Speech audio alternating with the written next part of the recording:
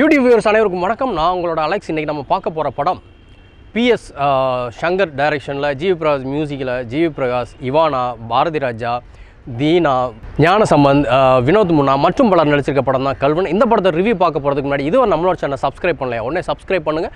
பக்கத்தில் இருக்க பெல் ஐகானை கிளிக் பண்ணுங்கள். என்னோட ரிவ்யூ உங்களுக்கு பிடிச்சிருந்தா லைக் பண்ணுங்கள், ஷேர் பண்ணுங்கள், கமெண்ட் பாக்ஸில் கமெண்ட் பண்ணுங்கள்.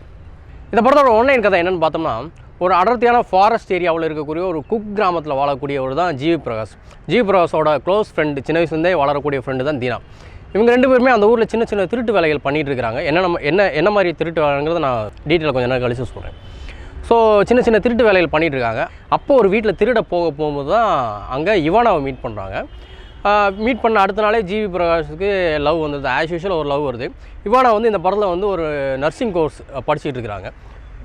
ஸோ ஆஸ் யூஷுவல் ஒரு படித்த பொண்ணு ஒரு திருடனை எப்படி லவ் பண்ணும், ஸோ அவாய்ட் பண்ணிகிட்டே இருக்கிறாங்க. அந்த மாதிரி ஒரு கிளாஷ் போயிட்டே இருக்குது. இருந்தாலும் நம்மால் விடாமல் எவ்வளோ தான் அசிங்கப்பட்டாலும் திரும்ப திரும்ப போய் அந்த பொண்ணை பார்க்குறது, லவ் பண்ண ட்ரை பண்ணுறது, லவ் பண்ணுன்னு சொல்கிறது, இந்த மாதிரி விஷயங்கள்லாம் பண்ணுறாரு.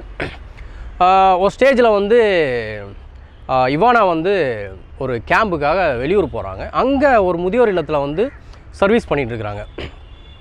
ஜிவி பிரகாஷ் அங்கே வந்து ஒரு பெயிண்ட் அடிக்கிற பையனாக போகிறாரு. போனதுக்கப்புறம் இவானாவுக்கு வந்து பாரதி ராஜா மேலே, அங்கே முதியோர் இல்லத்தில் இருக்கிற பாரதி ராஜா மேலே ஒரு தனி அக்கறை வருது. இதை பார்த்த ஜிவிக்கு வந்து என்ன தோணுது, நம்ம இவரை அடாப்ட் பண்ணிக்கலாமே அப்படின்னு நினைக்கிறாரு. ஸோ இந்த அடாப்ட் எதுக்காக பண்ணுறாரு அப்படிங்கிற ஒரு கேள்வி வந்து இந்த படத்தில் வந்து நம்ம எல்லாருக்குமே வரும். உண்மையிலே பாரதி ராஜா மேலே ஒரு அக்கறை இருக்கா, இல்லை இவானாவை லவ் பண்ணுறதுக்காக, இல்லை கரெக்ட் பண்ண வைக்கிறதுக்காக பாரதி ராஜாவை அடாப்ட் பண்ணுறா, இல்லை பாரதி ராஜாவை வச்சுட்டு வேறு ஏதாவது பெருசாக பிளான் இருக்கா, கடைசியில் இவானா லவ் பண்ணாங்களா, பாரதி ராஜானால ஏதாவது காரியம் இருக்கா இல்லையா அப்படிங்கிறது இந்த படத்தோட எண்டாக இருக்குது. ஓகே, இப்போ ஒரு இந்த கல்வன் படத்தோட போஸ்ட்டு பார்க்கும்போது நம்ம எல்லாருக்குமே ஒரு விஷயம் தோணும்.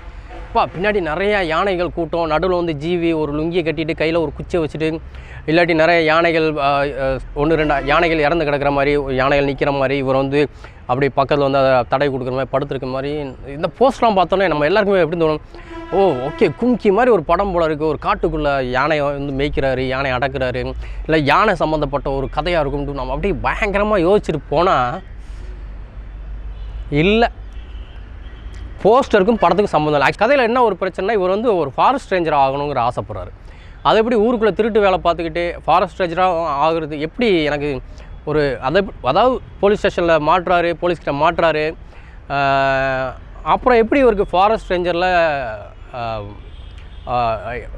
வேலை கிடைக்கணும் எனக்கு தெரில. ஏன்னா அந்த டைரக்டர் அப்படி சொல்கிறாரு, ஃபாரஸ்ட் ரேஞ்சருக்கும் ட்ரை பண்ணுறாரு, ஊரில் திருடிக்கிட்டு மாட்டவும் செய்கிறாரு, இவர் திருடேன்னு ஊருக்கே தெரியும், அப்புறம் எப்படி அந்த ஃபாரஸ்ட் ரேஞ்சருக்கு தெரியாமல் போச்சு அப்படிங்கிறது ஒரு பெரிய கேள்விக்குறி. இந்த படத்தில் ஜிவியும் தீனாவும் ஒரு டீ கடையில் போய் டீ குடிக்க போவாங்க. அங்கே ஒரு வாய்ப்பேச முடியாத ஒரு மாற்றுத்திறனாளி ஒருத்தர் உட்காந்துருப்பார். அப்போது தீனா வந்து என்ன கமெண்ட் பண்ணுறாருன்னா, அதாவது இந்த வாய்ப்பேச முடியாத ஒருத்தர் வந்து மாற்றுத்திறனாளி வந்து ஜிவி கிட்ட ஏதோ பேசுகிறாரு, தீனா கிட்டேயும் 2 பேர்கிட்ட ஏதோ பேசுகிறாரு.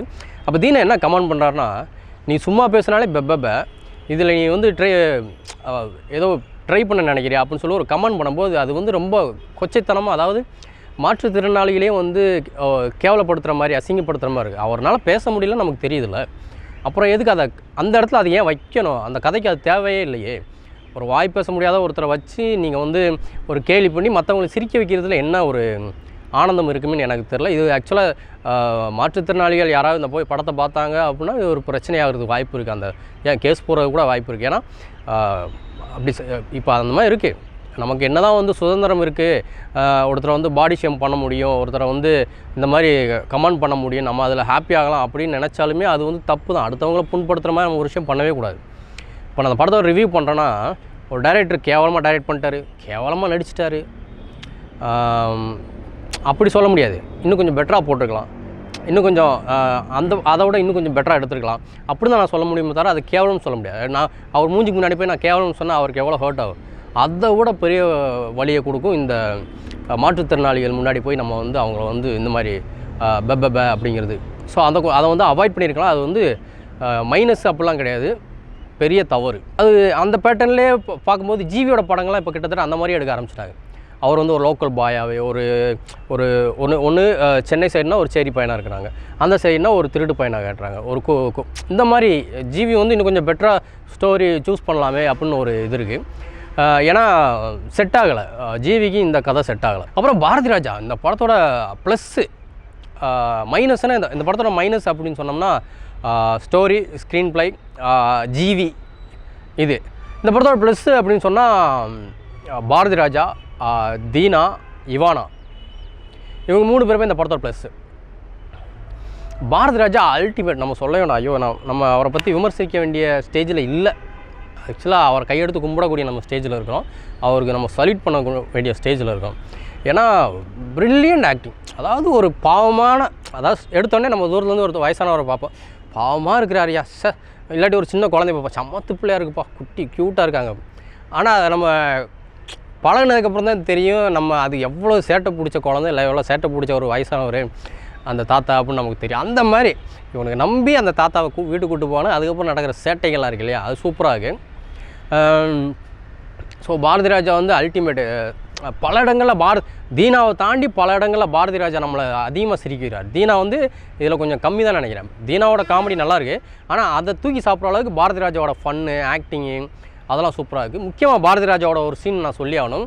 ஒரு புலிகிட்டேருந்து ஒரு குழந்தையை காப்பாற்றுற சீன் தான் இந்த படத்தில் ஒரு அல்டிமேட்டான சீன். படத்தோட மொத்த சீனில் நீங்கள் அப்படியே கண்ணை எங்கிட்ட மூவ் பண்ணாமல் பார்க்கக்கூடிய ஒரே சீன். அதாவது அந்த டைகரை, அந்த புலியை எப்படி பாரதி ராஜா அப்படியே கண்ணிலே அதை அப்படியே உத்து பார்த்து அதை அங்கேருந்து ஓட போகிறோம், அந்த மாதிரி நம்ம அந்த பாரதி ராஜாவோட கண்ணையும் புலியோட கண்ணையும் தாண்டி அந்த சீன் நம்ம எங்கேயுமே பார்க்க மாட்டோம். மற்ற இடங்களில் நம்ம எஞ்சி வெளியே போகணுங்கிற அளவுக்கு சீன்ஸ் இருக்குது. தீனாவோட காமெடி இன்டர்வலுக்கு முன்னாடி ரொம்ப மோசமாக இருக்குது, மற்றவங்களை கேலி பண்ணுற மாதிரி, இன்சல்ட் பண்ணுற மாதிரி இருக்குது. பட் இன்டர்வலுக்கு அப்புறம் பாரதி ராஜா கூட சேர்ந்ததுக்கப்புறம் அந்த ஃபன்னு வேறு மாதிரி போகுது. அப்புறம் இவானா ஆக்டிங் சொல்லவே வேண்டாம், சூப்பராக இருக்குது. அவங்களுடைய கோவப்படுற சீனாக இருக்கட்டும், அவங்க அந்த ஃபஸ்ட்டு ஜிவியை மீட் பண்ணுற சீனாக இருக்கட்டும், கிளைமேக்ஸில் அவங்க அழுகிற சீனாக இருக்கட்டும், பாரதி ராஜா கிட்ட அந்த பேசுகிற சீனாக இருக்கட்டும், ஸோ எல்லாமே பர்ஃபார்ம்லாம் சூப்பராக பண்ணியிருக்காங்க. இவானா வந்து ஆக்டிங் சூப்பராக பண்ணியிருக்காங்க. ஜிவி வந்து ஒரே மாதிரி இருக்குது, அவருக்கு அது செட் ஆகலையோ அப்படிங்கிறது தோணுது. பெசாட்டி என்னை பொறுத்த வரைக்கும் ஜிவி மியூசிக் ஃபோக்கஸ் பண்ணுறதுனால, ஏன்னா அந்த படத்தில் சாங்ஸும் பெருசாக இல்லை. ஸோ ஒன்லி மியூசிக் மட்டும் ஒரு ஃபோக்கஸ் பண்ணியிருந்தான்னா நமக்கு தெரியும். ஜிவியோட மியூசிக்லாம் பார்த்து நம்ம மிரண்டிருக்கோம், அப்படியே கிளாப்ஸ் பண்ணியிருக்கோம், கேட்டுக்கிட்டே இருப்போம். அந்த மாதிரி மியூசிக் போட்டவர் இப்போ ரீசெண்டாக பெருசாக மியூசிக்கும் ஜிவிக்கிட்டேருந்து இல்லை. ஸோ அதனால் நடிப்பும் பெருசாக இல்லை. ஸோ நடிப்பை விட்டுட்டு ஒரு பெசாட்டி மியூசிக் போகிறது போனால் பெஸ்ட்டு மியூசிக்கு, அதாவது மியூசிக் சைடாவது இன்னும் பெருசாக வர்றதுக்கு ஹோப் இருக்குது. அப்புறம் இந்த கூட இருக்கிற ஃப்ரெண்ட்ஸு, அதாவது ஹீரோயினே சும்மா இருக்கும், ஆனால் கூட இருக்கிற ஃப்ரெண்ட்ஸுக்கு வந்து அவன் வரான் பாரு, அவன் வந்துட்டான் பாரு, அவன் உனையே பார்க்குறான் பாரு, அவன் இப்படியே சொல்லி லவ் வர வச்சுருது. அப்புறம் இவங்க 2 பேர் லவ் பண்ணதுக்கப்புறம் கூட இருக்கிறவங்க கோவப்படுறது, ஏண்டி இவனை போய் லவ் பண்ணுறேன், ஏண்டி அவன் இவ்வளோ கேவலமாக இருக்கானே, இவனை ஏண்டி லவ் பண்ணுறேன், ஏன்ப்பா அவன் சும்மா இருக்கிற பொண்ணை பார்க்க வச்சு லவ் பண்ண வைக்கிறதே நீங்கள் தான், அப்புறம் நீங்களே வந்து ஏண்டி இவனை போய் லவ் பண்ணுற அப்படின்னு ஒரு கோவம் வரப்பட்டுக்கிறீங்க. எப்பா இந்த ஹீரோயினி கூட இருக்குது, ஹீரோயினி கூட நம்ம விட்டுலாம், ஆனால் இந்த ஹீரோ கூட வரவனையும் இந்த ஹீரோயினி கூட வரவங்களையும் நம்மளால் கடுப்பாகுது. நீங்கள் தானே கதையவே கடுப்பாக்குறீங்க, அவங்களாம் லவ் பண்ணால் பிரச்சனை, நீங்கள் தானே தூண்டி விட்டு லவ் ஏற்ற வைக்கிறீங்க. தயவு செஞ்சு ஒரு ஃபஸ்ட் லுக் போஸ்டரை விட்டுட்டு இந்த மாதிரி கதைகள் கொடுக்காதீங்க. ஏன்னா போஸ்டருக்கும் படத்துக்கு சம்மந்தம் இல்லை. கல்வன் படம் பேர் கேட்டவுடனே போஸ்டருக்கும் அதையும் பார்த்தோன்னே கல்வனுங்கிறது ஒரு பெரிய யானையோட பேர் போல இருக்குது அப்படின்னு நான் நினச்சேன். பட்டு எல்லாம் பிளா ஆயிடுச்சு. சரி, ஓகே ஜிவி, ப்ளீஸ் மியூசிக் மட்டும் ஒன்று ஃபோக்கஸ் பண்ணுங்கள், இல்லை ஆக்டிங் மட்டும் ஃபோக்கஸ் பண்ணுங்கள், ரெண்டையும் சேர்ந்து பண்ணாதீங்க. அடுத்த தடவை ஸ்டோரி கரெக்டாக சூஸ் பண்ணுங்கள், ஒரு நல்ல கதையை சூஸ் பண்ணுங்கள். ஒரே மாதிரி ரவுடி உங்களுக்கு ரவுடி செட் ஆகலை. ஆக்சுவலாக நீங்கள் எல்லா படத்தையும் பாருங்கள், நீங்கள் ஒரு ரவுடி கேரக்டர் பண்ணியிருப்பீங்க, ஒரு லோக்கல் பாய் கேரக்டர் பண்ணியிருப்பீங்க, செட்டே ஆகலை சார் ப்ளீஸ் சார், உங்கள் ஃபேஸ் இருந்தாலும் நடிங்க சார். ஓகே, ஸோ அடுத்த ரிவ்யூவில் மீட் பண்ணலாம். பாய்.